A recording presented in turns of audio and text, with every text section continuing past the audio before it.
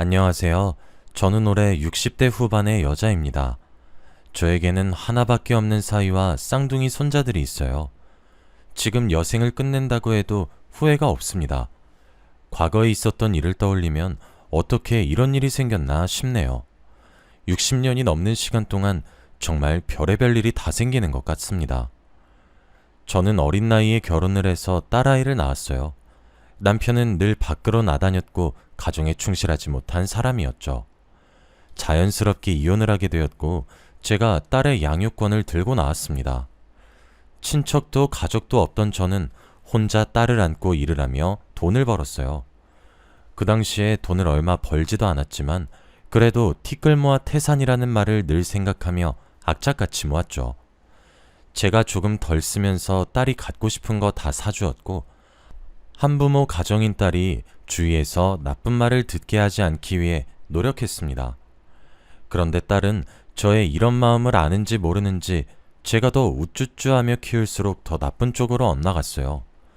그러다 보니 제가 스트레스가 이만저만이 아니었습니다.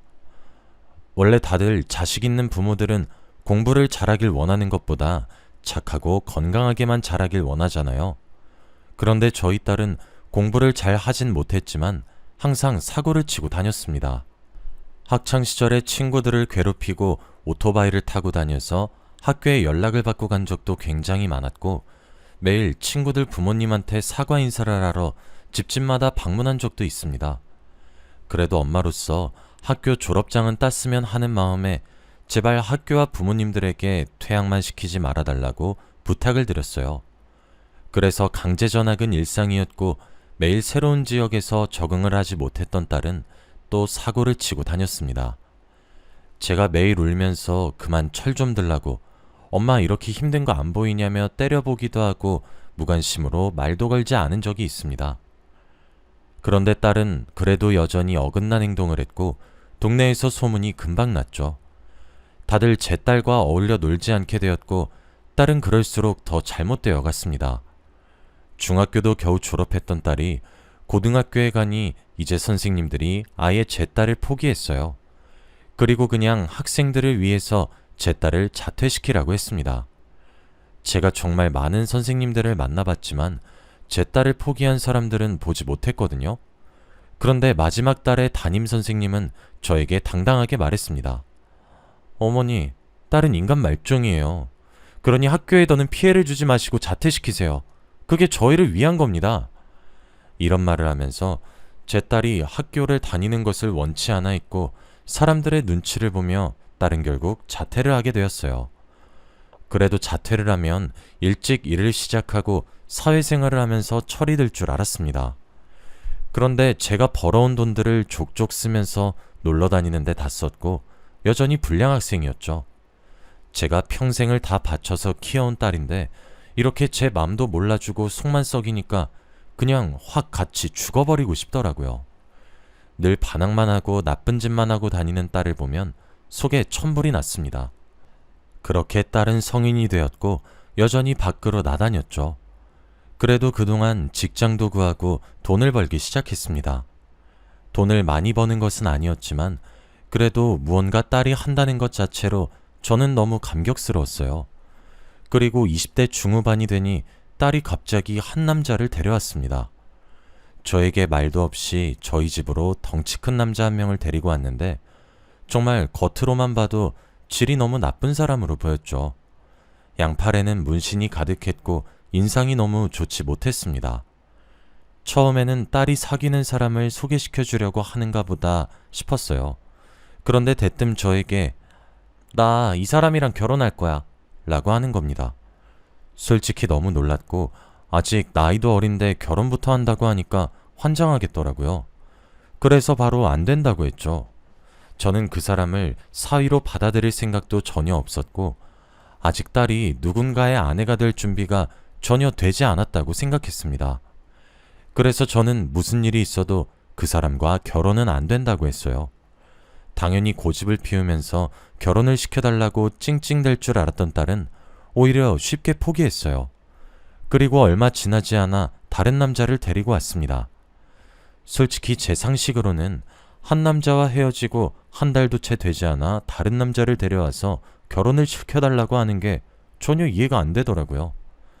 그런데 딸이 데리고 온 사람은 저번에 데리고 온 사람보다 인상이 훨씬 좋았습니다. 어른에게 예의도 발랐고 싹싹해서 정말 사위로 삼고 싶은 사람이었죠.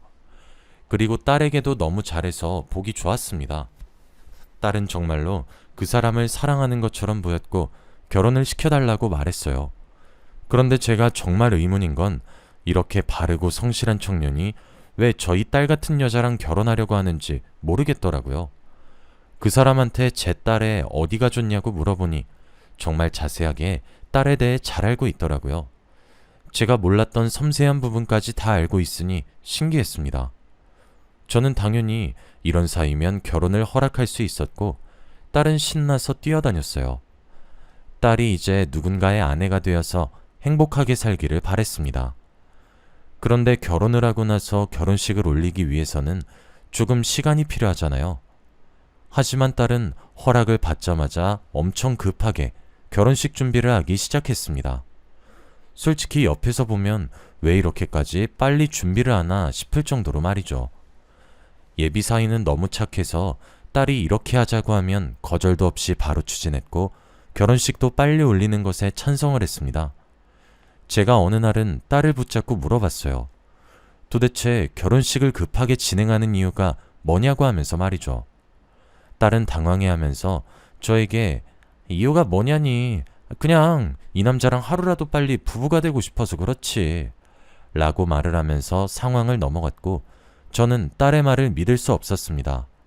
사돈에서도 저의 딸의 의견을 적극 지지해 주었고 친딸처럼 여겨주셨어요.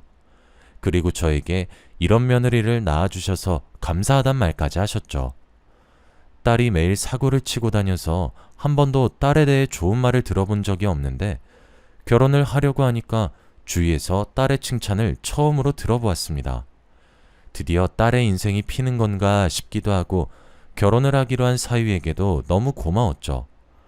그렇게 둘은 예쁜 결혼식을 올렸고 정식적인 부부가 되었습니다.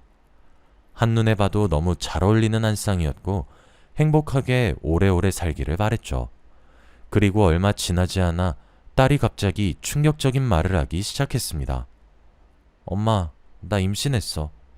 원래 다른 부부들은 신혼생활을 조금 즐기고 아이를 갖는다고 하는데 딸네 부부는 결혼하고 한 달도 채 되지 않아 임신을 했다고 합니다.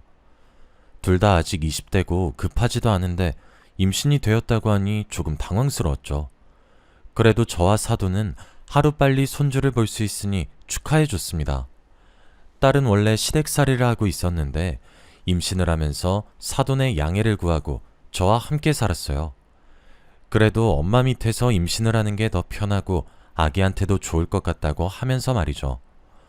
원래 다른 집 사람들은 절대 안 된다고 하지만 저희 사돈이 워낙 착하셔서 찬성해 주셨어요. 그래서 임신 기간 동안 사위와 떨어져 지냈고 가끔씩 얼굴을 보는 사이가 되었습니다. 그런데 제가 딸아이를 임신했을 때보다 조금 더 빨리 배가 나오더라고요. 조금 놀랐고 혹시라도 아기가 잘못됐을까봐 놀라서 딸에게 물어보았습니다. 그런데 딸은 웃으며 쌍둥이라서 그래 라고 하더라고요. 딸은 쌍둥이를 임신했다고 했고 그래서 배가 남들보다 조금 더 일찍 나왔다고 했습니다. 집안에 2배로 경사가 났다며 다들 좋아했고 딸이 손 하나 까딱하지 않게끔 제가 다 움직였어요. 그렇게 딸은 쌍둥이들을 위해 노력했고 건강한 아이 2명을 낳았습니다. 하지만 제 생각에는 10개월을 다 채우지 않았던 것 같은데 너무 빨리 출산을 하더라고요. 솔직히 애가 빨리 나와도 정도가 있는데 딸은 생각보다 너무 빨리 아이가 나왔고 그거에 비해서 쌍둥이들이 다 건강했습니다. 딸에게 조심스럽게 물어봤어요. 왜 이렇게 쌍둥이들이 빨리 나왔냐고 하면서 말이죠. 그런데 딸은 오히려 당당하게 쌍둥이들이 위험해서 조금만 더 배 안에 있었으면 내 생명이 위험했대. 그래서 어쩔 수 없이 급하게 제왕절개로 출산한 거야 라고 했어요. 저는 그때도 딸의 말을 철석같이 믿었습니다. 지금 생각해보면 제가 정말 한심하고 바보 같았던 것 같네요. 그렇게 딸이 출산하고 시댁으로 들어가서 본격적인 육아를 하기 시작했습니다. 다행히도 시댁에서 저희 딸과 쌍둥이들을 너무 잘 보살펴 주셔서 제가 걱정할 게 없었어요. 그래도 엄마 입장에서 딸이 다른 집에 얹혀서 산다고 생각하니까 조금 많이 두려웠는데 다행히도 딸은 그곳에서 잘 적응하고 있었습니다. 사위 같은 남자가 제 딸과 결혼한 것도 고마워 죽겠는데 거기다가 딸을 저보다 더 친딸처럼 여겨주시니 어찌할 바를 모르겠더군요. 저도 사돈 집에 자주 놀러가고 사돈도 저희 집에 자주 놀러오면서 사이가 좋았습니다. 이렇게 저는 평생 행복한 가족이 될 줄 알았어요. 그런데 이건 저만의 착각이었습니다. 제가 사돈 집으로 놀러 가려고 하니 어느 날부턴가 사돈이 계속 약속을 미루기 시작했습니다. 약간 오지 말라는 듯한 신호로 느껴졌고 눈치껏 더 이상 사돈 댁에 가지 않았어요. 그리고 사이가 점점 쌍둥이들과 제 딸에게 멀어지고 있는 듯한 느낌을 받았습니다. 제가 딸과 연락을 하면 쌍둥이들을 육아하는 건 항상 딸이더라고요. 그리고 시댁 사람들이 하나도 도와주지 않아서 너무 서럽다고 했습니다. 저는 갑작스럽게 변한 그들의 태도에 너무 당황스러웠고 왜 때문에 그런지 너무 궁금했죠. 원래 사위의 카톡 프로필이나 SNS에서도 쌍둥이들과 딸의 사진으로 가득했습니다.